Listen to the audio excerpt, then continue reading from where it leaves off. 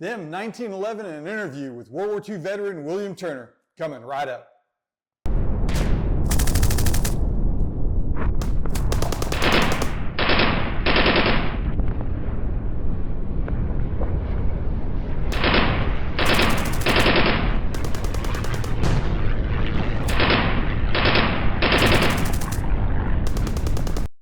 Hello, my name's Ken Klaus with Unboxing Military History.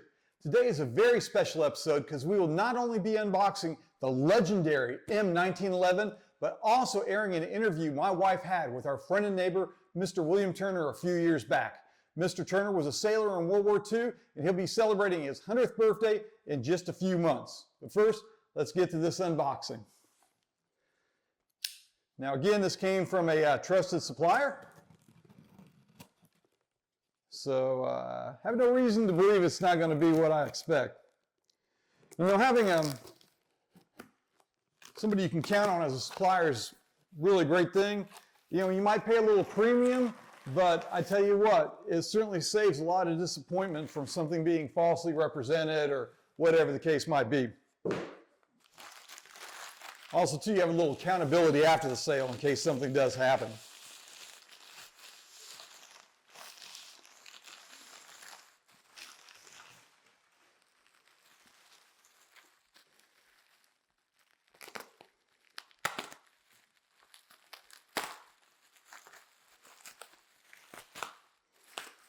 And here we go.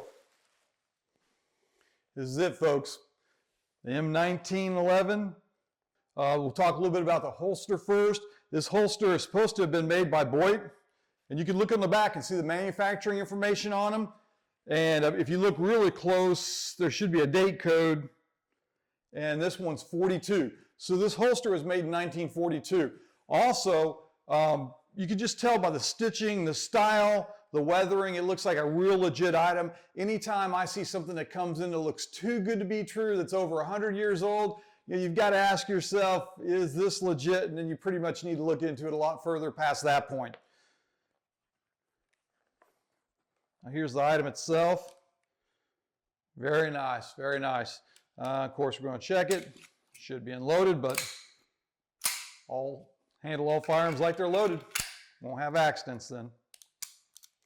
All right, now the 1911 was one of the most iconic handguns in history. It was known for its durability, reliability, and widespread use, especially with military and law enforcement.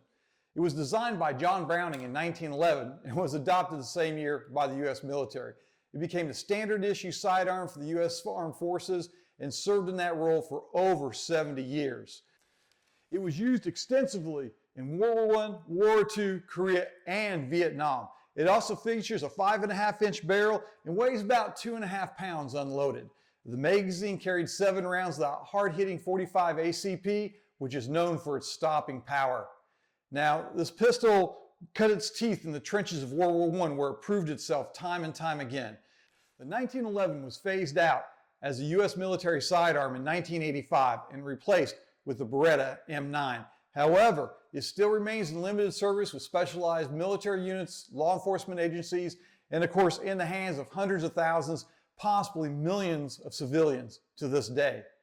Now, although the 1911 is no longer used as a standard issue sidearm, companies such as Colt, Kimber, Springfield, many more have created updated versions of this with a variety of improvement and customized features, and you can pick those up if you're in a free state, that is. Now, the 1911 influence on handgun design was profound and inspired countless other models and remains the benchmark for semi-automatic pistol reliability. Even more than a century later, it remains one of the most respected and recognized handguns in the world. Now, the 1911 we're unboxing today was made by Colt, which is a really good manufacturer. It's a really nice one to look for if you're searching out one, and it was actually made in 1918. It was very likely used not only in World War I, but also World War II, primarily because you could tell of the arsenal refurbishment.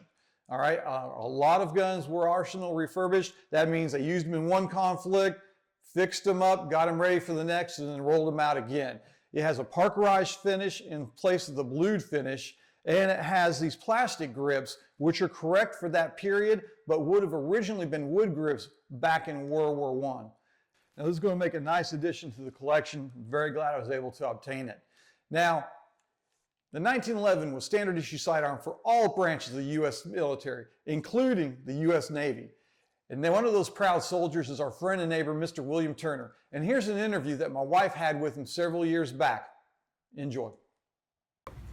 Hi everyone, this is Rose Klaus. This is Mr. Turner, one of my neighbors, and he is a World War II vet. Mr. Turner is 90 years old and he was in the Navy.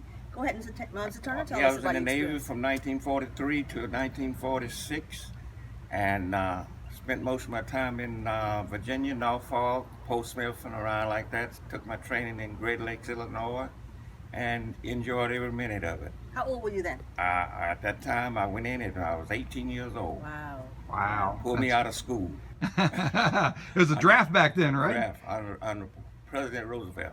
Wow. Yeah. Well, Mr. Turner, the world owes you a debt, because if it wasn't for men and women like you stepping up, and if Nazi Germany had spread across the world, it would be a very evil place right now. And so thank you very much on this Memorial Day.